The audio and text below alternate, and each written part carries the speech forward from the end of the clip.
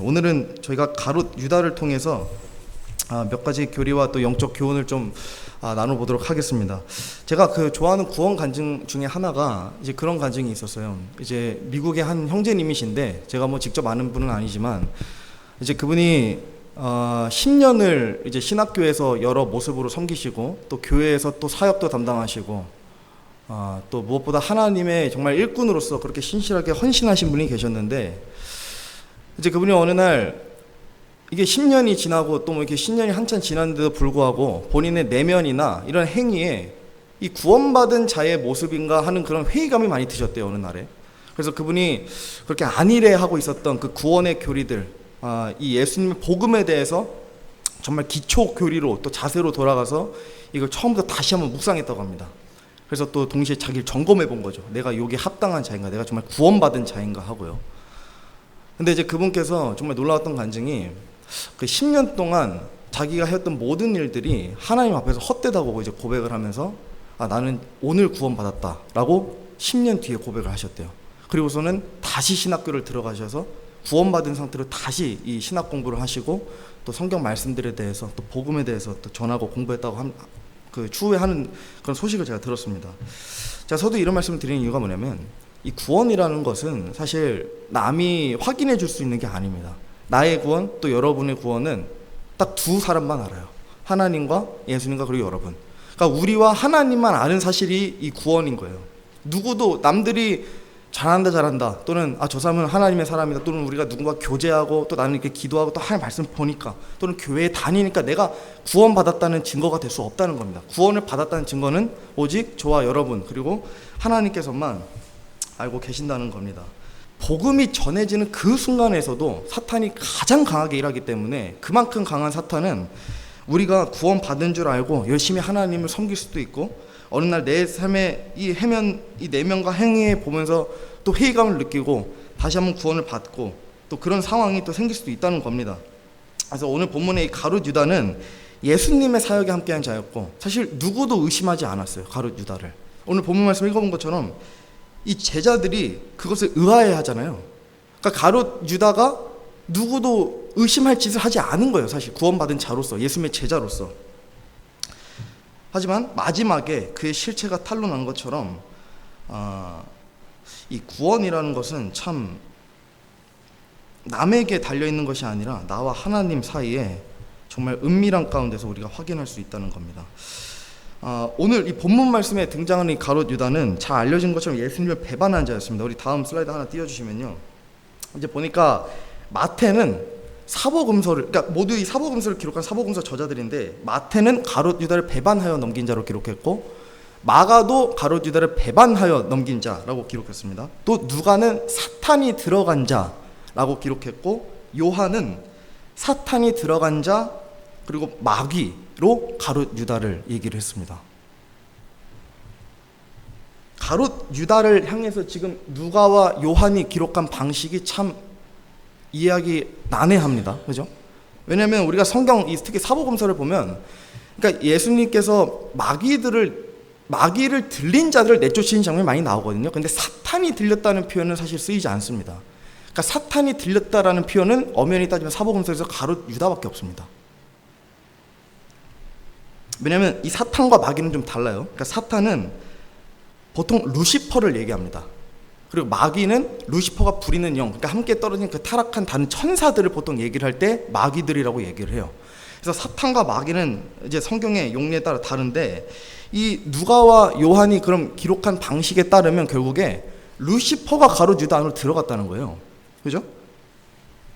이건 마귀 들린 자와도 굉장히 다른 형태입니다. 왜냐면 아까도 말씀드린 것처럼 사복음서에 예수님께서 그 마귀 들린 자들을 내쫓으실 때 그들의 증상이 명확히 있었잖아요. 뭐 간질 또는 발작 또 미쳐 보이는 그런 증상, 뭐 소리 지르는 증상, 그죠? 굉장히 난폭하고 또 정말 이제 야생적인 그런 모습들, 뭐 소리 지르고 이런 건 기본이고, 그러니까 이런 증상들이 있었어요. 마귀 들린 자들에게는. 그래서 예수님께서 그들을 보시고 결국 가만히 두신 적이 없어요. 항상 다 내쫓으셨잖아요. 예수님께서 마귀를 내쫓으신 일을 또한 행하셨다는 겁니다. 근데 가룟 유다는 3년 동안 예수님과 모든 사역에 함께 했는데도 불구하고 그 배반하는 그 마지막 날까지도 함께 했는데도 불구하고 이런 증상을 전혀 보인 적이 없어요. 뭐 예수님을 향해서 대적해서 뭐 마귀에 대해서 어떤 뭐랄까 이 들린 모습을 보인다거나 뭐 미친 모습을 보인다거나 소리 지르는 모습을 이런 모습을 전혀 보인 적이 없습니다. 그죠? 그러니까 사탄이 들린 것과 마귀 들린 자는 조금 다른 거라고도 좀 보이기도 하는 거죠. 그죠? 그래서 심지어 예수님께서도 유다를 지목하여 자신을 배신할 자라고 지목하셨을 때에도 함께했던 11 제자들은 그 말 뜻을 이해하지 못했어요.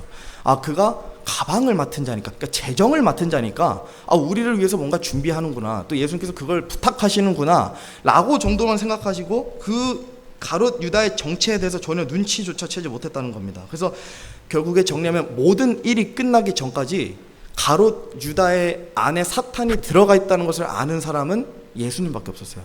예수님밖에. 쉽게 말하면 그가 구원받지 않은 자라는 것을 아는 사람은 예수님밖에 없었다는 겁니다. 심지어 주님께서 이렇게 말씀하셨어요. 마가복음 14장입니다. 사람의 아들은 참으로 자기에 대하여 기록한 대로 가려니와 사람의 아들을 배반하여 넘겨주는 그 사람에게는 화가 있으리로다. 그 사람은 차라리 태어나지 않았더라면 자기에게 좋을 뻔하였느니라 하시니, 가롯 유다가 태어나지 않았더라면, 그죠? 이런 표현이 있었어요. 이거 참 어려운 말씀입니다. 가롯 유다가 태어나지 않았다. 누구도 의지를 가지고 태어나는 사람은 없습니다. 그죠? 내가 의지를 가지고 태어날 수 있는 게 아니잖아요. 이 생명이나 이 창조되는 거잖아요, 이것은.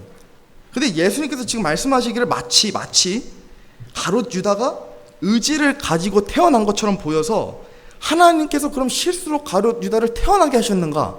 지금 이렇게도 보이는 거예요, 사실. 그죠? 참 어려운 말씀인 겁니다.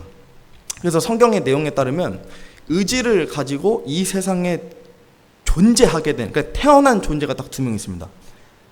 하나는 예수 그리스도시고, 그분께서는 전적으로 본인의 의지를 가지고 이 땅에 하나님께서 보내셔서 성육신하셔서 육신 입고 오셨죠. 그리고 두 번째 사람이 이 가롯 유다입니다.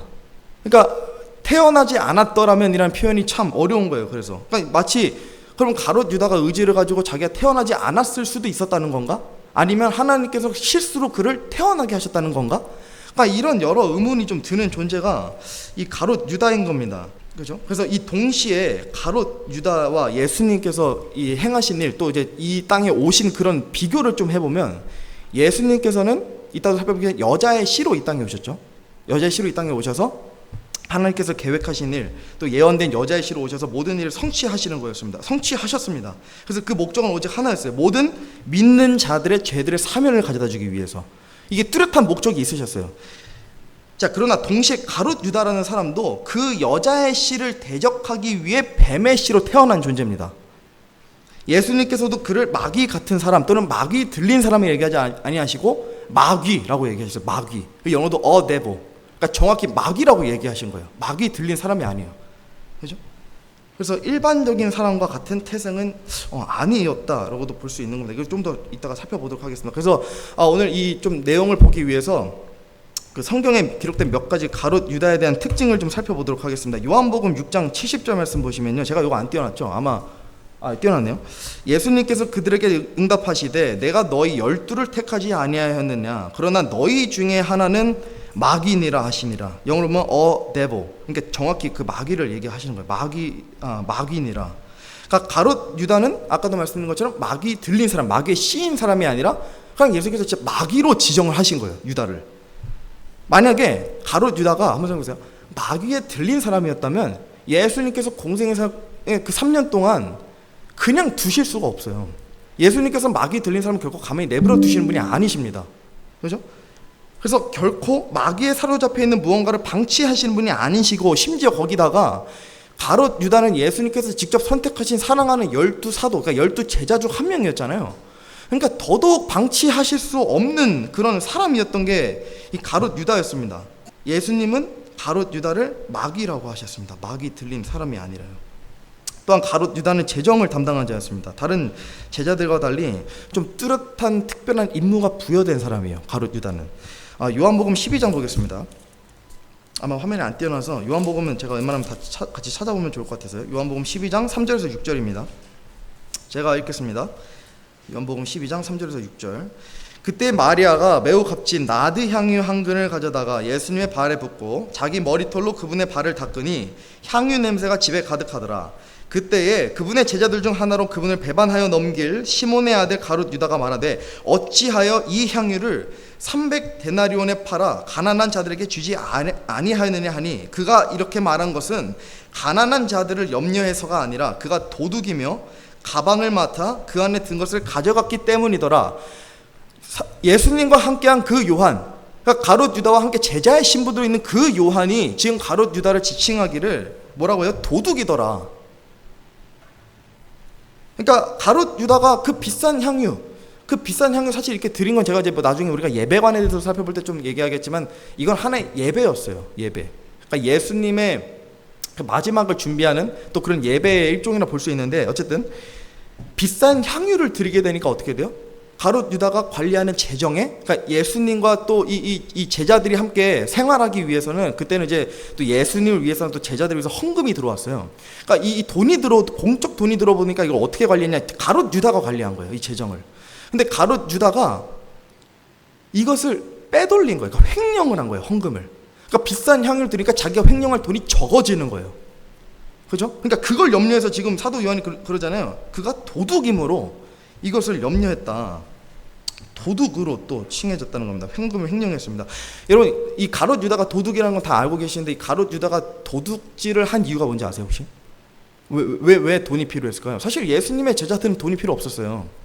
가룟 유다는 심지어 갈릴리 사람도 아니에요. 근데도 이 돈이 왜 이렇게 어디에 이렇게 필요했길래 이 도둑질까지, 횡령까지 했을까요? 그죠? 사실 예수님의 제자들은 가족들과 친구들과 모두 직장을 버리고 주님 한 분만을 섬기기 위해 따랐던 사람들이기 때문에 그들에게 있어서 이 돈이라는 거는 사실 우리랑 완전히 달라요. 그들에게 있어서 돈은 그냥 최소한의 의식주를 해결하기 위한 그 수단, 그 이상 그 이하도 아니었어요. 그냥 정말 본인들의 최소한의 그걸 해결하기 위한 그 정도 수준이었다는 겁니다. 근데 가룟 유다가 돈을 많이 탔냈습니다. 사도행전에 좀 기록된 가룟 유다에 관한 증언을 보면 제가 떼어놨네요. 이 증언이 있습니다. 1장 보면, 이제 이 사람이 불법의 대가로 밭을 산 뒤 거꾸로 떨어져 한가운데가 터졌고 그의 모든 창자가 흘러나왔으므로 그 일을 예루살렘에 거하는 모든 사람이 알게 되어 그 밭을 자기의 고유의 말로 아겔다마라 하니라. 그것은 곧 피밭이라는 말이라. 이 피밭은 예수님을 팔아넘긴 대가로 산 밭이 아닙니다. 그러니까 사실 대부분의 사람이 이 밭을 예수님을 팔아넘긴 그 대가로 산 땅으로 생각을 하는데, 사실 가룟 유다는 불법의 대가를 받지 않았어요. 왜냐하면 다시 돌려줬거든요, 제사장들에게. 그래서 그거는 엄연히 가룟 유다의 수중에 들어오지 않은 돈입니다. 그리고 가룟 유다는 땅을 그 돈으로 받아 사지 않았어요. 그래서 기록이 없습니다. 제사장들이 그 돈을 받아서 이 성전의 금고에 다시 넣어두게 부정한 돈이니까 그 돈을 또 버릴 수는 없잖아요. 그래서 제사장들이 따로 나그네들을 묻어줄 왜냐면 도시에 돌아다니면서 죽는 이들이 굉장히 많았거든요. 또 이때는 뭐 의사도 없고 하니까 굉장히 병 하나 걸리면 그냥 죽는 거였습니다. 그러다 보니까 많은 시신들이 있는데 그들을 위해서 공동 묘지 같은 거를 일종의 만든 거예요. 그게 피밭인 거예요. 그래서 이 밭은 가룟 유다가 헌금을 횡령해서 산 밭이에요. 이 밭은 불법의 대가, 불법으로 얻은 그 수익을 가지고 산 돈인 겁니다. 이 산 밭인 겁니다. 그래서 그 밭과 이 밭은 좀 다른 밭입니다. 그래서 어쨌든 이 횡령한 돈으로 밭을 사고 그 밭에서 지금 자살하여 죽은 대목이죠. 그래서 그곳이 피밭이라고 불렸다는 겁니다. 자, 어쨌든 중요한 거는 가룟 유다가 횡령한 돈으로 이 피밭을 샀는데, 그 밭을 사고 그곳에서 자살한 이유가 있어요. 25절, 또 이 같은 이 장의 25절 보면, 유다는 자기 자신의 처소로 가려고 범법함으로 그 직분에서 떨어져 나갔나이다. 그죠? 자신의 처소로 가려고 그 직분에서 떨어져 나갔나이다. 가룟 유다는 정체를 알 수 없는 그 자신의 처소로 돌아가기 위함에서 이 범법을 했다 그럽니다. 그죠? 그러니까 유다는 죄 없는 예수님을 팔아넘긴 이유가 있는데, 그것은 자신이 정체를 알 수 없지만 자기 자신의 처소로 돌아가기 위해서 범법했다는 거예요. 물론 그는 사탄에게 삼켜진 자인데다가 또 하나님께서 어쨌든 이 생명의 주권을 가지고 계심으로 또 허락하심으로 가룟 유다가 자살하게 만들었습니다. 그래서 어쨌든 그 안에 있던 존재가 결국에 예수님을 팔아넘기게 만들었고, 그가 자신의 처소로 돌아갔다. 유다가 자살하고 그 안에 있던 존재가 자신의 처소로 돌아갔다. 이렇게도 볼 수 있습니다. 그래서 어쨌든 가룟 유다는 마지막까지도 굉장히 이상한 행보를 보였습니다. 자기 자신의 처소로 돌아간다. 이거는 사실 굉장히 어려운 말이거든요. 이것도 그죠? 자기 자신의 이상한 말이에요. 사실 처소로 돌아가기 위해서 범법했다라는 것이요. 그래서 일반적인 사람이 할 수 없는 일입니다. 자, 조금 더 살펴보면요, 가룟 유다의 또 하나 특징이 예수님을 주님으로 부르지 않았습니다. 한 번도 예수님을 예수님이시여, 뭐 주님이시여, 주여, 나의 주시여 이렇게 부른 적이 없어요. 항상 뭐라고 얘기했죠? 선생님이요, 마스터라고 얘기했어요. 한 번도 나의 주님으로 인정한 적이 없다는 거예요. 왜냐면 이 유대인들은 문화는 사실 우리나라처럼 굉장히 이 보수적인 사람들이에요. 그래서 이 호칭에 대해서도 굉장히 엄격하게 따집니다. 그러니까 우리는 예를 들어 구원받지 않은 형제가 있다 하더라도 그냥 예의상 우리가 뭐 같이 교제하고 이러면 형제 또는 뭐 선생님 이렇게도 부르기도 하지만 어쨌든 우리가 형제 자매라고도 부르는 경우가 있죠. 예의상의 문제인 겁니다. 그런 거는. 근데 이 유대인들의 문화는 예의상이라는 게 없어요. 사실 그들에게 있어서는 이 호칭 같은 건 굉장히 엄격했습니다. 그러니까 내가 정말 주님으로 내가 또 나의 주인이시오라고 고백하지 않는 대상에게 결코 주님이라고 부를 수 없는 겁니다. 선생님이라는 표현을 굉장히 많이 불렀어요. 랍비. 그러니까 랍비들도 선생님이라는 얘기를 많이 들었거든요. 그래서 그 정도의 표현으로 예수님을 항상 불러왔습니다. 모든 사역 기간 동안. 그럼에도 불구하고 예수님께서 그런 가룟 유다를 직접 제자로 선택하시고 또 부르신 이유가 또 궁금하죠. 굉장히 의문이 발생하는 겁니다. 가룟 유다가 사도가 된 이유를 주님께서 말씀하신 대목이 있어요. 요한복음 또 우리 13장 18절 보겠습니다. 우리가 아까 읽었던 거죠. 요한복음 13장 18절입니다. 내가 너희 모두에 대하여 말하지 아니하노니 나는 내가 택한 자들이 누구인지 아노라. 그러나 이것은 나와 함께 빵을 먹는 자가 나를 대적하여 자기 발꿈치를 들었나이다 하는 성경 기록이 성취되게 하려 함이니라.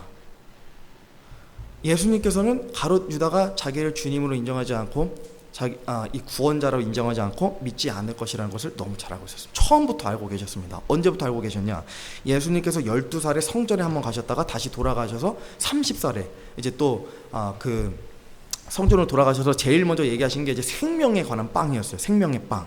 내가 그 모세가 받은 그 만나, 내가 그 하늘에서 떨어진 그 빵의 실체다 하시는 게 처음 이제 예수님께서 이제 자신을 드러내신 장면이었는데, 그때 예수님께서 뭐라 하시냐면 너희 중에 더러 나를 믿지 않는 자들이 분명히 있도다.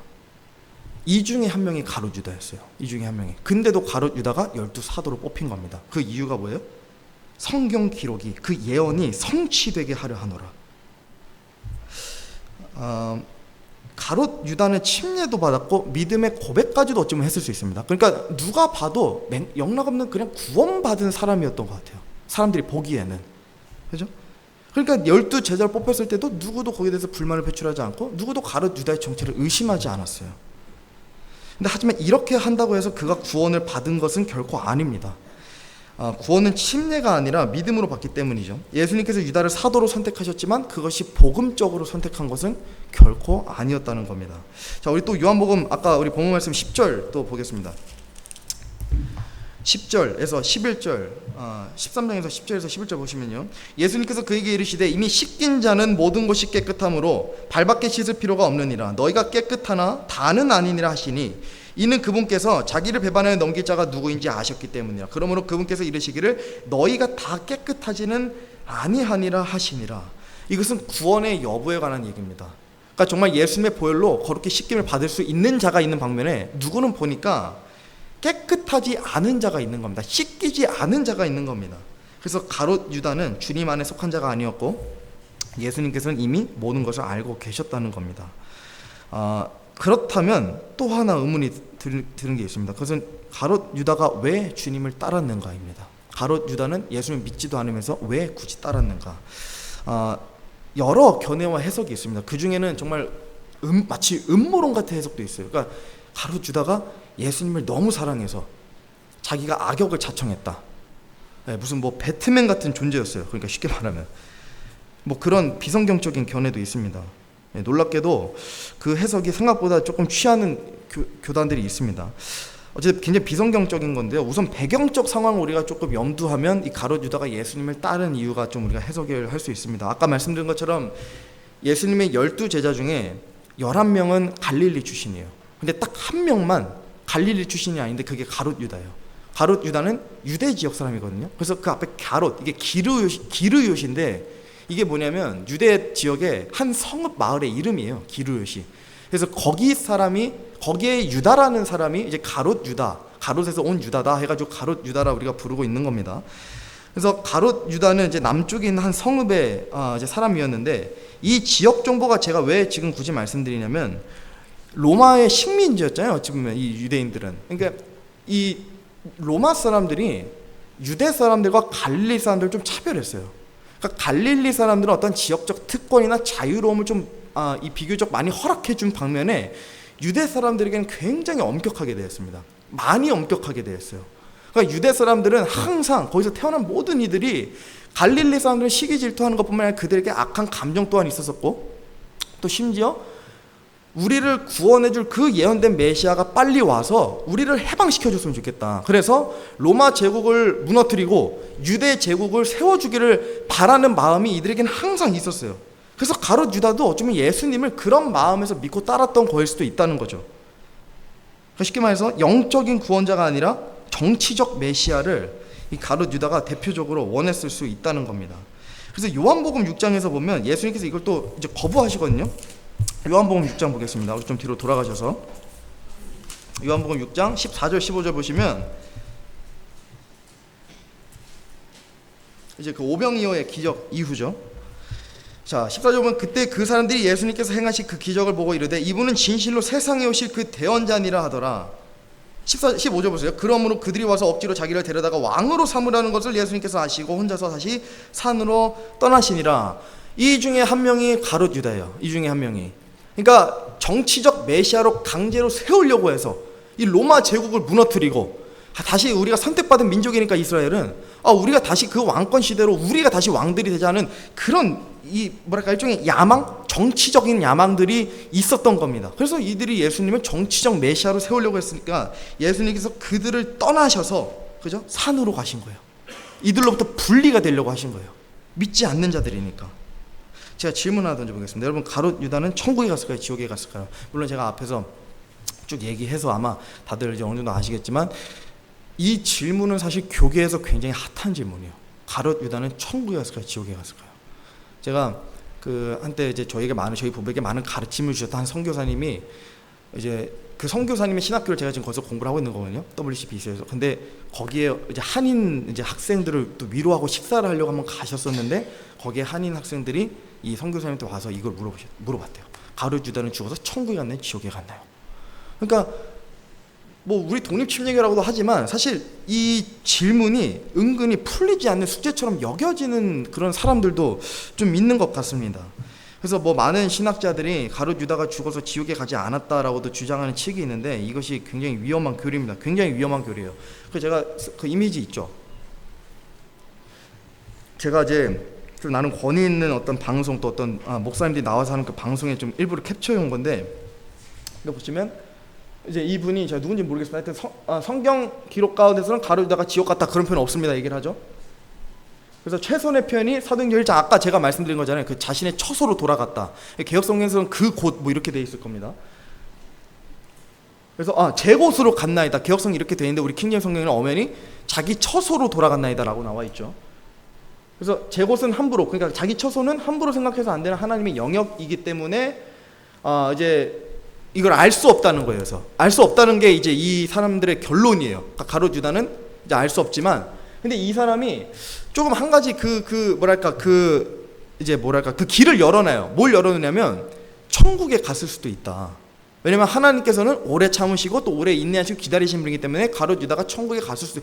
예수님께서 그래도 사랑하신 12제자인데 지옥에 갔겠는가? 지옥에 가도록 내버려 두셨겠는가? 하는 것이 이제 이런 교계 목사님들의 또 입장인 겁니다. 뭐 전부는 아니겠지만 적지 않은 분들이 이런 교리에 또 취하고 있다는 겁니다. 성경 기록에 따르면 명확한 두 가지의 사실을 알 수 있어요. 또 이 두 가지의 사실을 알면 이런 논쟁이 있을 필요가 없습니다.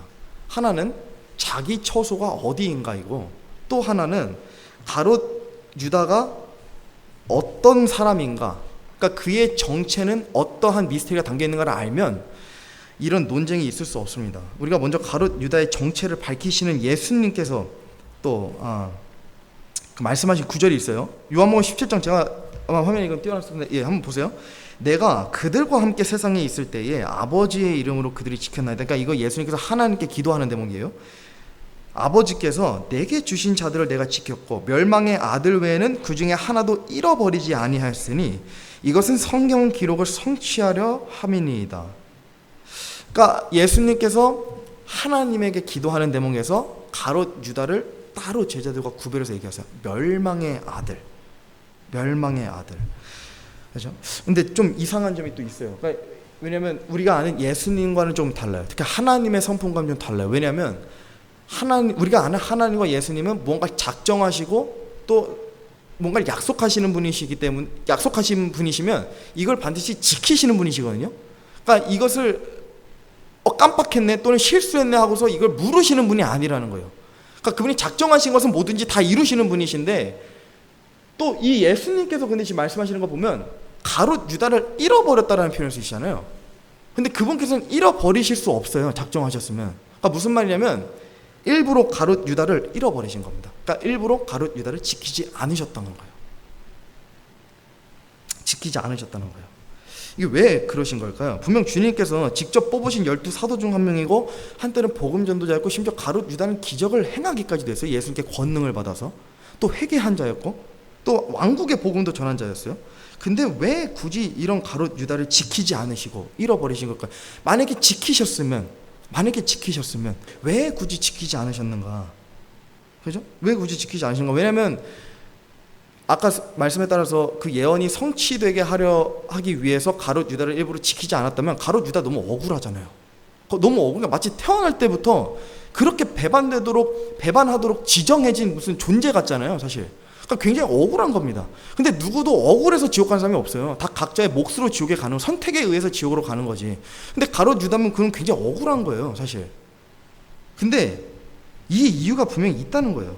이 이유가. 왜냐면 가롯 유다이기 전에 그는 멸망의 아들이기 때문에. 가롯 유다이기 전에 그는 멸망의 아들이에요. 그래서 교계에서 항상 뜨거웠던 주제가 이겁니다. 가롯 유다의 구원. 마태복음 10장 1절 보시면 보세요. 그분께서 자기의 12제자를 부르사 그들에게 부정한 영들을 대적하여 그들을 내쫓으며 온갖 종류의 질환과 온갖 종류의 질병을 고치는 권능을 주시니라. 12제자 중 한 명이 가롯 유다예요. 그러니까 가롯 유다는 능력 있는 일들을 행하고 마귀를 내쫓고 기적을 행한 자였어요. 그렇죠? 또 누가복음 9장에 보면 하나님의 왕국을 선포하며 병든 자들을 고치게 하려고 그들을 보내시며 왕국의 복음도 선포했던 자가 가롯 유다예요. 그죠? 그러니까 심지어 이 가롯 유다는 주님으로부터 직접 권능을 받아서 마귀를 내쫓고 기적을 행하고 왕국의 복음을 선포하는 누가 봐도 확실한 하나님의 사람이자 예수님의 제자였다는 겁니다. 그래서 가롯 유다의 구원이 항상 뜨거운 감자였던 적이 어느 시대도 있었다는 거예요. 그래서 가롯 유다의 경전 해가지고 그 성경 외경처럼 드러났던 적도 있어요. 한 시대에서는. 가롯 유다가 썼다고 하면서 다 조작이죠. 그런 거 없습니다. 그래서 어쨌든 하나님께서 구원받은 자를 결코 멸망의 아들로 얘기하시지 않습니다. 하나님의 아들들, 하나님의 아이들이라고 하시지 멸망의 아들로 얘기하시지 않습니다. 마가복음 14장에 보면 심오한 구절이 있어요. 아까 살펴봤던 구절인데 한 번 더 보겠습니다. 사람의 아들은 참으로 자기에 대하여 기록된 대로 가려니와 사람의 아들을 배반하여 넘겨주는 그 사람에게는 화가 있으리로다. 그 사람은 차라리 태어나지 않았더라면 자기에게 좋을 뻔하였느니라 하시니라. 태어나지 않았더라면. 아까도 얘기한 것처럼 굉장히 어렵고 심오한 말씀이에요. 이게 모든 성경 기록에 걸쳐서 유일하게 가롯 유다에게만 쓰여진 표현입니다. 누구에게도 쓰여진 적이 없어요. 왜냐하면 하나님께서는 누구도 실수로 만드시지 않습니다. 누구도 자신의 어떤 실수로 인해서 창조하시지 않아요. 그러니까 누구도 실수로 만들어진 존재가 없습니다. 모든 것이 다 하나님 계획 아래에서, 그 주권 아래에서 하나님께서 한 생명 한 생명을 창조하시고 숨을 불어넣으셨다는 겁니다.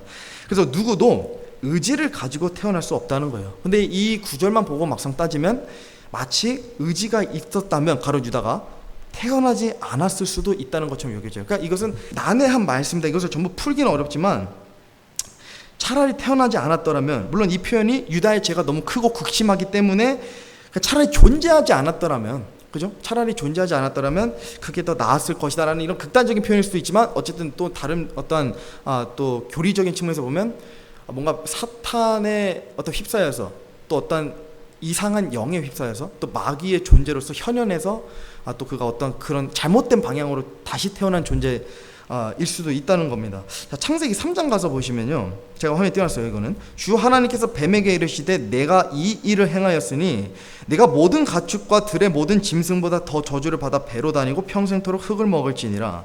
내가 너와 여자 사이에, 이거 주목해 보세요. 이거 너의 씨와 그녀의 씨 사이에 적개심을 두리니 그 씨는 너의 머리를 상하게 할 것이요 너는 그의 발꿈치를 상하게 할 것이니라 하시고, 중요한 거 보시면 너의 씨와 그녀의 씨, 두 씨가 나와요. 하나의 여자 씨고 하나는 뱀의 씨입니다. 아브라함과 다윗의 혈통에 의해서 여자의 몸에서 나신 그 성령을 잉태하신 예수님께서 여자의 씨로 나오셨고, 그러면 하나의 씨가 더 나와야 되죠. 그것은 뱀의 씨가 반드시 나타나야 돼요. 뱀의 씨가. 그래서 그 뱀의 씨가 가롯 유다인 겁니다. 가롯 유다가 뱀의 씨로 여자의 씨인 예수 그리스도의 발꿈치를 상하게 하는 존재였습니다. 이거 하나만 더 보겠습니다. 데살로니가 후서 2장 보시면 아무도 어떤 방법으로든 너희를 속이지 못하게 하라. 먼저 떨어져 나가는 일이 일어나고 저 죄의 사람 곧 멸망의 아들이 드러나지 아니하면 그 날이 이르지 아니하리라. 성경에 멸망의 아들 가서 검색해 보시면 딱 두 번 나옵니다. 하나가 이 데살로니가 후서 2장 3절이고 또 하나가 가롯 유다를 지칭하실 때 예수님께서 말씀하신 그 멸망의 아들이에요. 용례법이라는 게 있습니다. 이 용례가 보편적으로 어떻게 쓰이는가, 성경에 나오는 어떤 단어가 또 어떨 때 주로 쓰이는가를 확인하는 게 성경의 용례법이라는 건데, 굉장히 극단적인 거예요. 이 멸망의 아들은 정확히 딱 두 번만 나오기 때문에. 그러면 보통 이럴 경우에는 하나를 얘기한다고 봐도 이 잘못된 해석이 아닙니다. 한 곳을 지향한다고 봐도 잘못된 해석이 아니라는 거예요. 그래서 이 특히 데살로니가 후서 2장은 적그리스도와 환난기의 교리가 담긴 장이에요. 그래서 성경의 교리도가 또 용례에 따라서 멸망의 아들은 누굽니까? 적그리스도인 거예요. 멸망의 아들은. 그래서 뱀의 씨이자 멸망의 아들이자 도둑이자 주님을 따랐지만 믿지 않았고 또 살인자이기도 했습니다. 스스로를 죽였으니까. 주님을 마지막에 대적하여 팔아넘겼던 그 가롯 유다가 적그리스도였다는 거예요. 적그리스도. 자, 요한일서 4장 한번 보겠습니다. 아까 그 요한이 기록한 이 요한일서예요. 예수 그리스도께서 육체 안에 오신 것을 시인하지 아니하는 영마다 하나님께 속하지 아니하였나니 이것이 적그리스도의 그 영이니라. 그것에 관하여는 그것이 옳으라는 말을 너희가 들었거니와 그것이 지금 이미 세상에 있느니라. 가롯 유다와 함께 했던 그 요한이 지금 기록한 구절인데, 적그리스도의 영을 분명히 얘기해요. 적그리스도의 영. 동시에 그 영이 지금 이 세상에 있다고도 증언하는 겁니다. 그러니까 사람들은 적그리스도가 환난기에 등장할 걸 얘기하지만 사실 그렇지 않았다는 거예요. 적그리스도의 영은 이미 이때도 있었다는 거예요. 활개치고 있었다는 거예요. 적그리스도의 영이. 그래서 환난기에 드러난 적그리스도도 어쨌든 적그리스도로 태어나는 게 아니거든요. 어떠한 사람인데 그가 굉장히 악한 사람이어서 이 사탄의 간택을 받아서 적그리스도의 영이 그 안에 임하게 돼서 환난기의 왕이 되는 겁니다. 그래서 그러다 보니까 자, 예수님께서 이 땅에 오시는 날은 누구만 아시죠? 예수님도 몰라요. 사탄도 몰라요. 하나님만 아세요. 그러니까 루시퍼도 아무리 많은 계략을 짜고 아무리 날고 기어도 예수님이 언제 오셔서 자기의 날, 그 환난기가 펼쳐질지 모르는 거예요. 그러면 사탄이 항상 노력해야 되는 게 있어요. 그건 뭐냐면 적그리스도를 항상 준비시켜놔야 돼요. 그래서 모든 시대에는 적그리스도가 있었어요. 모든 시대에는 자기가 기껏 공들여서 준비했던 적그리스도가 있는데, 그 적그리스도가 나이가 들어서 죽을 때까지 하나님께서 오시지 않아요. 예수님께서 오시지 않아요. 환난기가 펼치지 않아요. 그럼 다른 적그리스도 준비하는 게 이 사탄인 겁니다. 왜냐면 사탄도 몰라요. 언제 올지 예수님이. 그러니까 항상 준비시키는 거예요. 그래서 모든 시대에 있었다는 겁니다. 그래서 어쨌든 이 사탄은 여러 시대 동안, 흐를 동안 그런 적그리스도 후보를 만들면서 또 반복하면서 기다리고 있습니다. 그래서 요한이 누구보다 예수님이 가장 사랑했던 자고 또 예수님을 가장 사랑했던 자로서 적그리스도의 영을 항상 경계했어요. 예수님 곁에 있을 때도 이 적그리스도의 영을 경계했어요. 하나님의 영이신 성령이 구원받은 자들 안에 들어가죠. 그래서 하나님의 뜻대로 살게끔 만들죠. 적그리스도의 영은, 사탄은 적그리스도의 영을 통해서 사람들이 하나님을 대적하게 만들어요. 사람들이 하나님을 찾지 못하게 만듭니다. 그래서 이게 그러니까 하나님께서도 삼위일체로 일하시기 때문에 사탄도 그것을 모방해서 일하고 있다는 거예요. 굉장히 체계적으로 능력 있게 일한다는 겁니다. 또 아까 그 제자 요한이 적그리스도의 정의를 어떻게 내렸는지 보세요. 요한일서 2장입니다. 예수님께서 그리스도이심을 부인하는 자가 아니면 누가 거짓말하는 자냐? 아버지와 아들을 부인하는 자는 적그리스도입니다. 이 내용들을 인지한 상태에서 우리 아까 그 구절 다시 보겠습니다. 그러면 아마 이해가 되실 거예요. 사도행전 1장 25절입니다. 유다는 자기 자신의 처소로 가려고 범법하려고 그 직분에서 떨어져 나간다했다. 가롯 유다는 마귀의 현현이자 적그리스도의 영이 임했던 자입니다. 예수님과 가롯 유다 간의 두 특징을 잘 비교해 보세요. 예수님께서는 이 땅에서 3년 동안 귀한 사역들을 행하시고 또 모든 일들을 마치고 십자가에서 죽으시고 부활하셔서 어디로 돌아가시죠? 원래 있던 자신의 처소로 돌아가셨어요. 가롯 유다를 보면 어쨌든 마음을 열어서 적그리스도의 영이 들어간 자고, 그는 또 한때 마귀였고 또 사탄이 현현한 자로서 뱀의 씨의 역할을 전부 감당하고 마침내 원래 있던 그 처소로 돌아간 겁니다. 모든 일을 끝내고. 그리고 그 처소는 우리가 잘 아는 적그리스도의 영이 지금 머물고 있는 공간으로서 무적갱, 들어보셨죠? 바닥 없는 구덩이. 그게 이 적그리스도의 처소예요. 요한계시록 17장 8절 보세요. 네가 본 그 짐승은 전에 있었다가 지금은 없으나 앞으로 바닥 없는 구덩이에서 올라와 멸망으로 들어갈 자니라. 땅에 거하는 자들로서 세상의 창건 이후로 이름의 생명책에 기록되지 않은 자들이 전에 있었다가 지금은 없으나 여전히 있는 그 짐승을 보고 놀라니라. 조금 이해하기 어려워서 하나하나 우리가 좀 보면, 일단 여기에 나와 있는 짐승은 적그리스도입니다. 이 구절에 등장하는 이 짐승이 적그리스도예요. 생명책에 기록되지 않은 자들, 구원받지 않은 자들이에요. 지금 이 구절에 따르면 이 짐승이라 불리는 적그리스도가 분명 전에 있었다가 지금은 없다 그래요. 그죠? 전에 있었다가 지금은 없으나, 근데 앞으로 미래에 바닥 없는 구덩이에서 올라와 멸망으로 들어갈 자 아니라. 아니 이게 어떻게 된 일이에요? 환난기에 적그리스도가 등장하는 걸로 우리는 알고 있는데, 적그리스도가 이미 한번 세상에 있었다는 거잖아요. 전에 있으나 한 번밖에 없습니다. 그게 언제냐? 가롯 유다에게 임했을 때. 한 번밖에, 이때밖에 없어요. 그러니까 가롯 유다, 이게 적그리스도의 영이, 적그리스도가 가롯 유다 안에 들어가서 적그리스도 행세를 하고 자살하게 만들어서 자신의 처소로 돌아간 겁니다. 그래서 지금은 없어요. 그 영이. 그 적그리스도 영이 임한 사람이 없잖아요. 실제로 지금 적그리스도가 없잖아요. 지금은. 근데 앞으로 바닥 없는 구덩이에서 올라와서 다시 적그리스도로 간택된 그 사탄이 간택한 그 인물에게 들어가서 적그리스도가 되는 겁니다. 그 자가. 그래서 그가 다시 생겨났는데 지금은 없으나 여전히 있는 그 짐승을 보고 구원받지 않은 자들이 놀라는 거예요. 그래서 7년 환난기에 그 가롯 유다 안에 들어갔던 적그리스도의 영이 다시 나타나서 어떤 자에게 들어간다는 겁니다. 그래서 오늘 내용에 따르면 가롯 유다는 결국 구원받지 못해서 지옥으로 간 존재입니다. 물론 그는 처음부터 그렇게 예정된 자는 아니었을 겁니다. 하나님께서 그렇게 일하시지 않습니다. 근데 다만 모든 것을 아시고 절대적인 주권을 이제 행사하시는 분이시기 때문에 누군지는 아실 뿐인 거죠. 근데 가롯 유다는 정치적인 메시아를 또 원했고, 근데 또 예수님께서 보니까 공공의 적이 돼가고 계셨잖아요. 이 유대 땅을 구원해줄 그런 내가 원했던 그런 멋있는 왕의 모습이 아니라 정말 볼품없고 점점 모든 이들의 공격을 질타와 공격을 받기 시작하셨고, 또 스스로도 정치적 메시아가 될 수 있는 기회에서도 스스로 물러가시고, 그러니까 이런 것들을 보니까 사탄의 마음에 하나하나, 이 가롯 유다 마음에 하나하나 사탄이 들어오게 된 겁니다. 그래서 결국에 적그리스도의 영을 허락하고 실제로 사탄이 들어가서 또 마귀로 존재했던 자가 이 가롯 유다인 겁니다. 예수님을, 그래서 죄 없는 예수님을 배반하여 죽게 하였고 자신을 자살하게 만들어서 그 안에 있던 적그리스도의 영은 처소로 돌아갔고, 가롯 유다의 혼은 어디로 갔을까요? 지옥으로 간 거예요. 지옥으로. 자, 그렇다면 가롯 유다의 회개는 뭐 때문이었을까요? 가롯 유다의 회개. 그러니까 가롯 유다가 이제 예수님을 배반하여 넘기고 나서 이제 예수님이 죄 없는 걸 뭐 뒤늦게 나서 깨닫고 이 제사장들에게 가서 막 이제 하소연을 하잖아요. 내가 잘못했다고, 내가 잘못 생각했다. 그래서 은 30개도 돌려주고. 마태복음 27장 3절 5절 말씀 제가 읽어보겠습니다. 그때 그분께서 배반하여 넘긴 유다가 그분께서 정죄받으신 것을 보고 뜻을 돌이켜 은 30개를 수 제사장들과 장로들에게 도로 가져다 주며 이르되 내가 무죄한 피를 배반하여 넘김으로 죄를 지었노라 하니 그들이 이르되 그것이 우리와 무슨 상관이 있느냐, 네가 그것과 상관하라 하거늘 유다가 그 은들을 성전에 내던지고 떠나가서 스스로 목을 매니라. 두 가지의 이유가 있습니다. 하나는 하나님께서 이때도 한번 일하셔서 예수님께서 죄 없는 분이시라는 것을 가롯 유다를 통해 증명하신 거예요.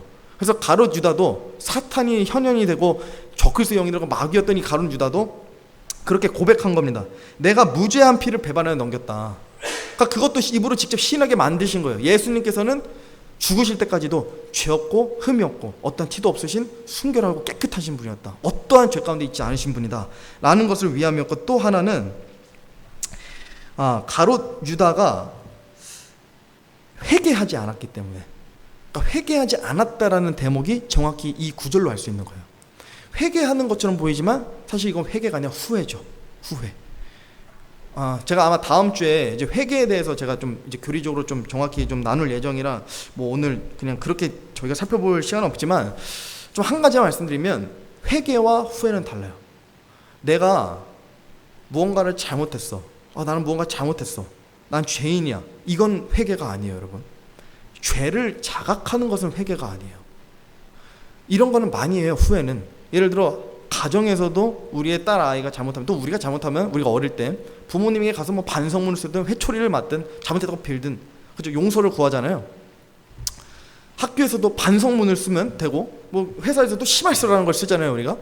이런 후회는 굉장히 많이 해요. 이런 이제 마치 후회하는 이제 이런 양상들은 굉장히 많이 있다는 겁니다. 근데 회개는 달라요. 회개는 후회가 아니기 때문에 하나님께 내가 후회한다고 해서 회개로 여겨지지 않는다는 거예요. 회개는 뭐냐? 회개는 돌이키는 거예요. 돌이키는 거.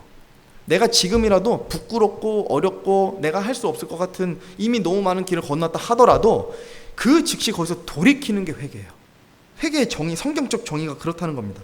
근데 가룟 유다는 회개하지 않았어요. 후회를 했지. 왜? 회개할 대상이 없었어요. 왠지 아세요? 가룟 유다는 끝까지 주님이라고 인정하지 않았기 때문에. 무슨 말이냐면, 예수님께서 무죄하신 분은 알았지만 선생님으로서 무죄한 거지, 그분은 어떤 하나님의 아들이고 신이셔서 무죄하신 분이 아니다, 이렇게 인지하지 않았어요.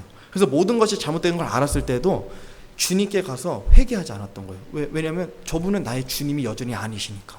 저분은 하나님의 아들이 여전히 나한테는 아니시니까 내가 회개할 대상이 아니라고 여겼던 겁니다. 그래서 제사장들한테 간 거예요. 제사장들에게 마치 고해성사를 하듯이. 근데 그게 받아들여지지 않으니까 스스로 뭐 자살을 이제 하게 또 사탄이 만든 거죠. 에스겔서 33장 11절 말씀입니다. 그들에게 이르기를 주 하나님이 말하노라, 내가 살아있음을 두고 맹세하노니 사악한 자가 죽는 것을 기뻐하지 아니하며 오히려 그 사악한 자가 돌이켜 자기 길에서 떠나 사는 것을 기뻐하노라. 오 이스라엘의 집아, 너희는 돌이키라. 너희는 돌이켜 너희의 악한 길들에서 떠나라. 어찌하여 너희가 죽고자 하느냐 하라. 가롯 유다가 주님께 가서 그제서라도 자신의 모든 죄를 고백하고 자백하고, 당신이 하나님의 아들이시고 신들의 신이시고 주들의 주이십니다. 나의 모든 죄를 대속하신 유일한 그 예언된 메시아이십니다라고 가서 그제서라도 가서 고백하고 회개했다면 가롯 유다의 결말은 달랐을 거예요. 구원받을 수 있었을 거예요. 그렇게 그제서라도 회개했다면. 그러나 끝까지 가롯 유다는 주님을 하나님의 아들이고 또 인류의 구원자를 믿지 않았기 때문에 주님께 가서 회개할 필요도 없었고, 그저 죄 없는 어떠한 성품이 좋은 사람을 고발해서 그것에 대한 자책을 또 후회만 할 뿐이었습니다. 왜냐하면 가롯 유다, 그러니까 유대 지역 사람이기 때문에 어쨌든 율법이라는 것을 알고 있던 자였거든요. 근데 이 율법에 따르면 우리도 잘 아는 출애굽기 말씀에 따라서 죄 없는 자, 그러니까 무고하고 또 의로운 자를 고발하거나 죽게끔 만들면 그가 죽거나 또는 그가 죄로 여겨진다는 이 율법을 가롯 유다가 알고 있었기 때문에 그저 후회만 해서 제사장들에게 이제 간 것입니다. 그래서 에스겔서 방금 읽은 이 9절 하반절 내용에 따라서 회개하지 않는 사람은 마치 어떤 사람이냐? 죽고자 하는 사람과 같다는 거예요. 내가 회개하지 않는다. 이것을 하나님께 어떻게 여겨지냐면, 너가 죽으려는구나. 너가 정말 죽고자 하는구나. 이렇게 여겨진다는 것과 마치 같다는 거예요. 물론 우리가 회개를 한다고 해서 천국에 가고 또 회개를 하지 않는다고 해서 지옥에 가는 것은 아닙니다. 우리가 이미 구원을 받았기 때문에. 다만 예수님께서 우리에게 회개는 구걸하시지 않아요. 다만 우리에게 경고는 하십니다. 경고는 하시고 심판의 자리로 데려는 가십니다. 이게 굉장히 큰 차이점이에요.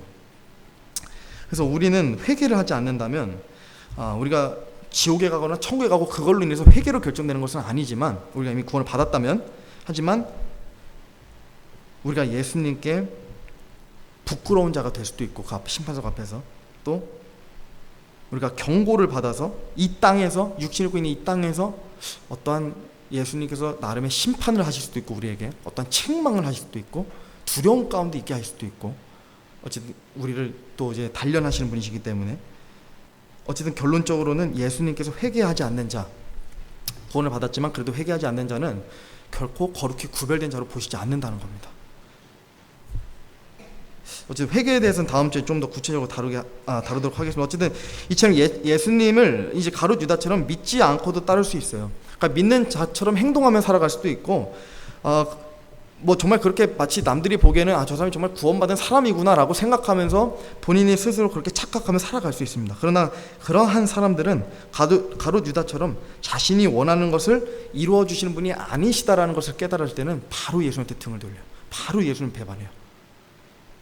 하나님과 예수님은 우리 삶 속에서 때때로 내가 원하는 모습이 아니실 때도 있고, 때때로는 우리가 기대한 것을 주시지 않는 분이실 때도 있어요. 거의 대부분의 경우에 그렇습니다.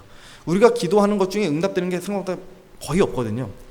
그래서 우리는 어쨌든 하나님을 생각하기에, 또 예수님 생각할 때 마치 그분이 내가 생각한 예수님과 하는 건 좀 다르네 라고 생각할 수도 있어요. 그렇게 여겨지실 때도 있다는 겁니다. 만약에 하나님께서 내가 원하는 것을 반드시 들어주셔야 하는 존재, 그렇게 우리가 생각한다면 가룟 유다처럼 예수님을 오해하고 있는 겁니다. 그분께서는 우리가 원하는 것을 들어주셔야 될 의무가 없어요. 그러니까 우리가 뭔가를 요청하고 그분께 우리가 뭔가를 갈망한다고 해서 그분께서 꼭 우리에게 그것을 이루어 주셔야 한다는 그런 존재가 아니신다라는 겁니다. 무언가를 해주시면 따르고, 무언가를 해주지 않으시면 우리가 멀리하는 그런 가벼운 분도 아니시고, 어떤 램프 속 요정도 아니시라는 겁니다.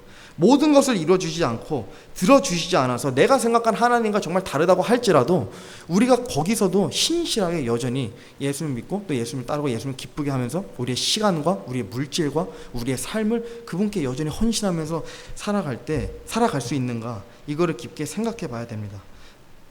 자, 거의 다 끝났습니다. 우리가 요한복음 19장 보면 제가 요것도 아마 화면에 안 띄었는데 제가 요거 한번 읽어보겠습니다. 요한복음 19장 11절 보시면 예수님께서 대답하시되 위에서 내게 권력을 주지, 빌라도에게 얘기하시는 거예요. 위에서 너에게 권력을 주지 아니하셨다면 나를 대적할 권력을 네가 결코 갖지 못하였으리니 그러므로 나를 내게 넘겨준 자에게는 더 큰 죄가 있느니라 하시니라. 가롯 유다와 빌라도의 차이가 뭐냐면 둘 다 죄인이고, 어쨌든 모르겠습니다. 빌라도가 지옥에 갔을 수도 있고 아닐 수도 있지만 어쨌든 두 사람의 가장 큰 죄는 이 차이는 뭐냐면 하나는 분명히 더 큰 죄를 지었다는 겁니다. 여러분, 죄에도 차등이 있어요. 우리가 구원받은 자가 하늘에 올라가서 보상의 차등이 있잖아요. 그래서 그리스도의 심판석에서 잘하는 사람은 그만큼 많이 보상을 받는 거고, 또 뭐 그보다 못한 사람은 그만큼 덜 받는 건데, 지옥에도 그런 죄에 따라서 차등이 있다는 겁니다. 더 큰 죄는 분명히 있습니다. 그래서 빌라도는 자신이 의지를 가지고 예수님을 죽이려고 한 게 아니잖아요. 사실 거의 마지못해서 군중의 어떤 그런 강압적인 분위기에 의해서, 또 어쨌든 빌라도는 심지어 한번 풀어주라 그랬고 예수님 무죄라고 선언도 하기도 했었고, 근데 가롯 유다는 분명히 자신의 의지를 가지고 범법한 자예요. 자신의 의지를 가지고 범법한 자는 더 큰 죄가 있다는 겁니다. 그래서 우리도 이걸 잘 기억하셔야 돼요. 우리가 죄를 지을 때도 분명히 더 큰 죄들이 있습니다. 더 큰 죄들이 있어요. 그래서 우리가 보통 더 큰 죄들은 우리가 의지를 가지고 짓는 죄들, 이것이 죄인 걸 알면서도 불구하고 우리가 짓는 죄들이 더 큰 죄들인데, 이것들은 정말 하나님께서 무엇보다도 우리를 가증하게 여기실 때일 수도 있다는 겁니다. 죄 중에 가장 큰 죄가 있습니다. 그것은 오늘 가롯 유다가 포함됐던 죄입니다. 요한복음 16장 9절에 죄에 대하여라 함은 그들이 나를 믿지 아니하기 때문이요. 이 죄가 가장 큰 죄라고 해도 과언이 아닐 겁니다. 믿지 아니하는 죄. 오늘 제가 끝으로 우리가 구원을 받았는지 무엇으로 확신하십니까? 사실 저는 가롯 유다를 통해서 우리가 구원 점검할 수 있다고 생각해요. 우리가 무엇으로 구원받았는지, 무엇으로 어떻게 확신하십니까? 우리의 믿음과 구원에는 명확한 근거가 있어야 돼요. 우리가 신앙주의자들처럼 우리가 뇌를 빼고 신앙생활하는 게 아니잖아요. 우리가 명확한 뚜렷한 이성을 가지고 하나님의 말씀을 보고 기도하고 깨어있는 상태로 예수님을 따르고 있습니다. 또 예수님을 그렇게 믿었어요. 그렇다면 우리의 믿음에 확실한 이성적 근거가 있어야 돼요. 논거들이 있어야 돼요. 우리의 특히 삶에 그런 것들을 주장할 수 있는 열매들이 있어야 된다는 겁니다. 제가 몇 가지 질문을 던져보겠습니다. 이게 어떤 복음 전도자가 이제 좀 이제 어떤 설교에 제가 듣는데 좀 얘기하는 그런 질문들이어서 좀 제가 한번 똑같이 해보겠습니다.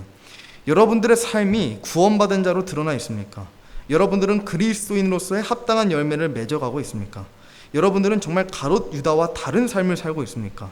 예수님께서는 모든 혼이, 심지어 가롯 유다마저도 회개에 이르고 구원받기를 원하시는 분이신데, 그런데도 불구하고 그런 예수님을 믿고 따르는 그분을 소유한 우리는 과연 예수님처럼 구원받지 못한 혼들에 대해 슬퍼하고 괴로워하고 있습니까? 우리 지인들이 구원받지 못한 것에 쓰라린 아픔을 느끼고 있습니까? 우리의 하루 중 하나님을 얼마나 생각하며 살아가고 있습니까? 하나님께 드리는 예배를 정말 거룩하게 구별하며 살아가고 있습니까? 우리가 구원받은 자로 세상의 빛과 소금의 역할을 감당하면서 그리스도의 향기를 정말 세상에 전하면서 풍기면서 살아가고 있는지, 아니면 그저 세상 사람들과 똑같은 모습으로 살아가고 있는지, 이러한 고민들은 우리가 오늘 살펴본 이 가롯 유다의 행보들을 통해서도 우리가 충분히 우리의 삶을 되돌아볼 가치가 있는 고민입니다. 제가 결론을 내고 마치겠습니다. 영적 교훈 하나인데요, 우리가 다른 것보다 이렇게 예수님과 가까이 했던 이 12제자 중 한 명에게도 임할 정도로 이 사탄은 굉장히 강한 존재입니다. 굉장히 능력 있는 존재예요. 한번 생각해 보세요. 예수님을 팔아넘긴 가롯 유다의 정체가 온 유대인들 사이에 다 퍼졌을 거예요. 아마 예수님의 복음이 전해지는 것보다 더 빨리 퍼졌을 수도 있어요. 야, 예수님의 제자 중 하나가 내가 봐라 얘기했잖아, 저 사기꾼이었다. 심지어 어떤 사람은 예수님 마귀 들린 자로 얘기했잖아요. 마귀 들린 자였다. 예수님의 제자 중 하나가 그 제자라고 하던 사람이 배신하지 않았냐, 배반하여 넘기지 않았냐, 결국에 로마 십자가에서 그 형벌에 처해졌다. 이런 소문이 온 세상에 쫙 퍼졌을 거예요.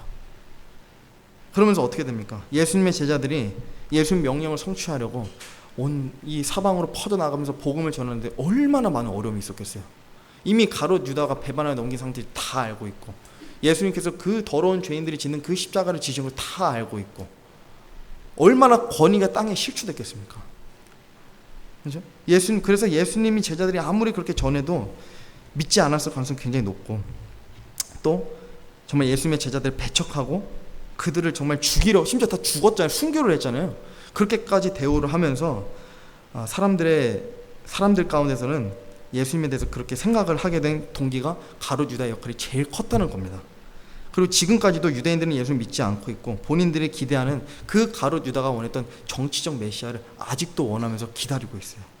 중동 지역 간의 화평, 유대인들이 하나로 모이고 세워지는 그 일을 이루어줄 메시아를 기다리고 있는 겁니다. 그래서 사탄이 얼마나 위험한 존재인지 깨달으셔야 돼요.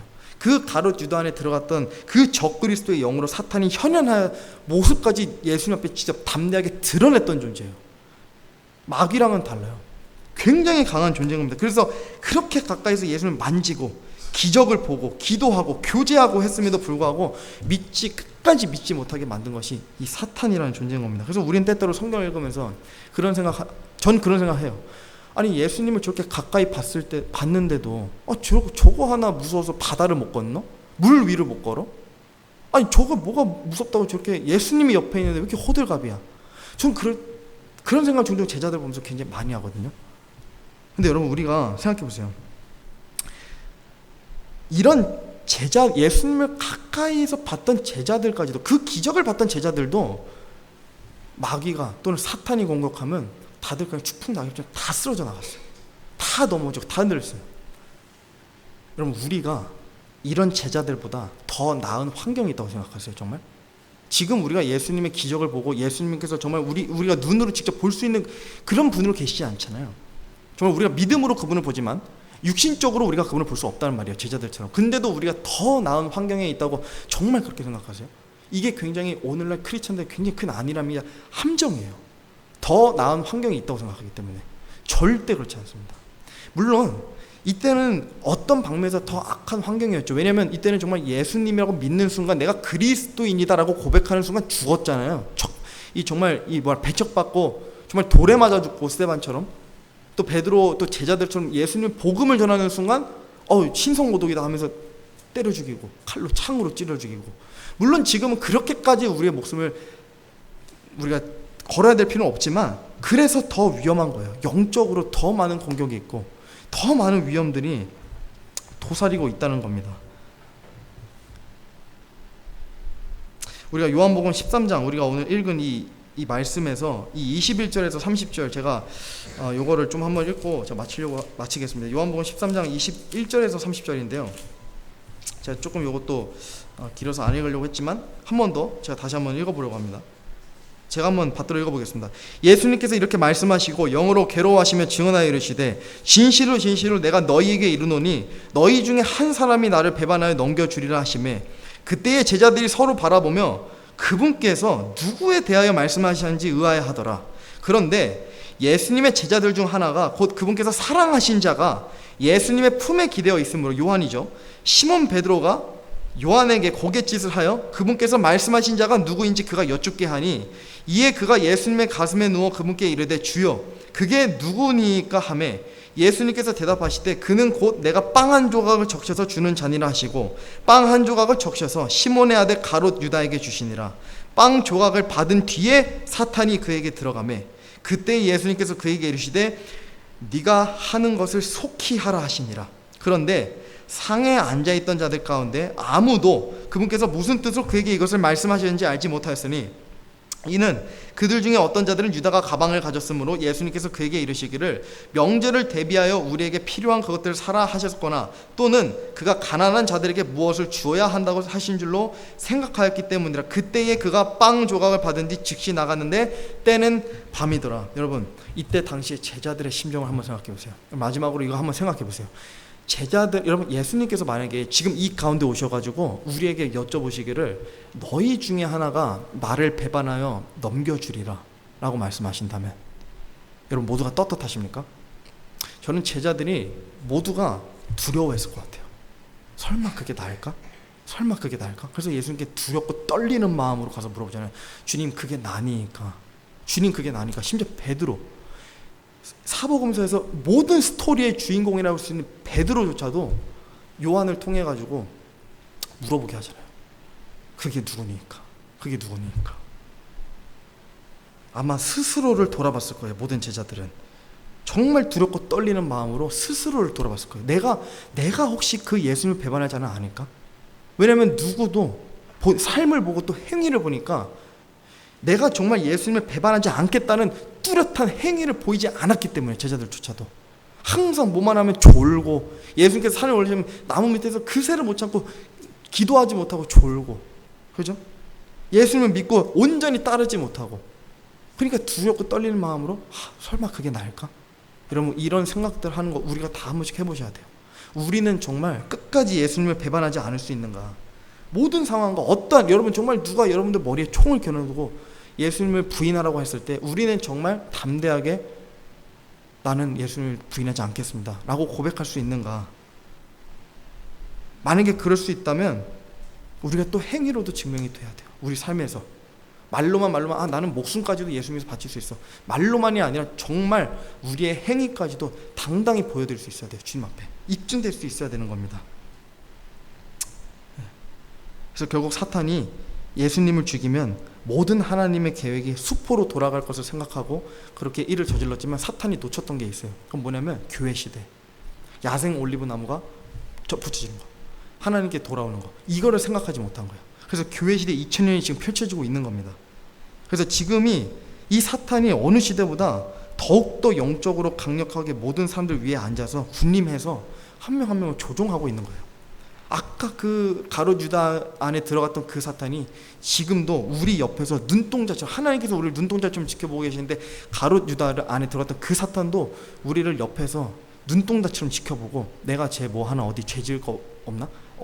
만들 거 없나? 계속 고민하면서 생각하고 있는 게 이 사탄이라는 겁니다. 그래서 기억하셔야 돼요. 우리는 어떤 면에서 제자들보다 더 위험한 때에 살고 있습니다. 물론 제자들처럼 아까도 말씀드린 것처럼 목숨을 바쳐야 되는 상황은 아니지만 그래서 더 안일해질 수 있어요. 쉽게 더 안일해질 수 있어요. 그렇게 예수님을 가까이 했던 자들도 말씀 묵상하고 말씀 전하는 것을 게을리하지 않았어요. 근데 우리는 예수님이 옆에 없음에도 불구하고 오히려 더 그렇게 많이 해야 되는데 우리는 말씀 묵상하고 기도하고 복음을 전하는 것 제자들만큼도 못해요. 우리 주위의 지인들이 지옥을 향해 가고 있는데도 더 이상 우리는 열심을 내지 않아요. 저부터도 마찬가지죠. 그래서 우리가 이런 것들을 정말 잘 돌아봐야 됩니다. 가룟 유다처럼 우리가 구원받았다고 하나 그래서 우리가 사탄에게 휩싸이지 않다고 하나 우리의 행위가 정말 가롯 유다보다 더 나은가? 정말 예수님을 모든 삶에서 우리가 배반하지 않을 자신이 있는가? 우리가 이런 것들을 잘 생각해 보셔야 됩니다. 제가 제일 경계하는 요일이 토요일이에요. 토요일. 왜냐하면 이 공적 예배가 정말 중요한 시간이거든요. 이 예배의 자리로 함께 나아오시고 우리가 함께 교제하고 기도하고 하나님을 찬양하고 이런 것, 이게 정말 하나님 입장에서는 가장 큰 기쁨이세요. 어찌 보면 내가 사랑하는 지체, 내가 모은 이 교회 지체들이 한 입으로 나를 찬양하고 나의 말씀 묵상하고 이런 걸 정말 거룩히 구별하셔서. 근데 여러분, 어제 토요일에 뭐 하셨습니까?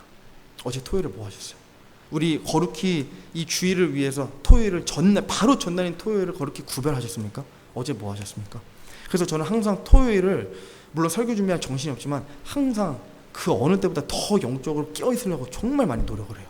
그래서 토요일을 그렇게 하니까 이제 금요일도 그렇게 해야지, 또 금요일도 그렇게 되니까 목요일도 그렇게 해야지, 수요일도, 화요일도, 월요일부터 토요일까지 모든 시간을 우리가 예배를 위해서 정말 깨어서 정신 차리고 구별해야 된다는 겁니다. 그래서 베드로가 초대교회 성도들에게 이렇게 말했어요. 정신을 차리라, 깨어있으라. 너희 대적 마귀가 울부짖는 사자같이 두루다니며 삼킬 자를 찾나니. 사자가 울부짖는 경우가 언제냐면, 제가 가서 찾아보니까 상대들의 모든 기세를 꺾어서 도망가게 만들 때 이 울부짖는데요. 왜냐하면 사자가 굉장히 영리한 동물이라 싸우지 않고 먹이를 쟁취할 수 있고 또 영역을 쟁취할 수 있으면 이제 사자 입장에서는 제일 이제 좋은 거거든요. 그러니까 그 울부짖는 소리를 그때 낸다고 합니다. 그래서 이 공격이 우리에게 매일같이 영적으로 쏟아지고 있는 거예요. 한 명 한 명에게 매일같이. 그래서 주님을 가까이서 봤던 그 제자들마저도 이 공격에 속수무책에 넘어간 겁니다. 그래서 늘 사탄이 나를 무엇으로 공격하고 있는지 확실하게 정신을 차리고 깨어서 똑바로 보셔야 돼요. 어떤 것이 지금 내 앞에 도사리고 있는가. 이 가롯 유다 안에 들어갔던 그 적그리스도의 영이자 또 그 사탄이, 그 마귀가 어떠한 공격을 내 앞에 펼쳐두었는가, 이것을 보실 수 있어야 됩니다. 제가 마지막으로 철로역정 저자 이 존 버년이 그 책 마지막에 이런 말을 써놨더라고요. 제가 굉장히 와닿아서 한번 가져왔습니다. 나는 천국으로 들어가는 문에서조차도 지옥으로 가는 길이 있음을 보았다. 사탄의 공격은 예수님의 복음이 전해지는 그 순간에서도 정말 한 혼이 한 다리만 건너면 예수를 믿을 수 있는 그 천국으로 들어가는 그 문에서조차도 사탄이 누구보다 강하게 공격한다는 거예요.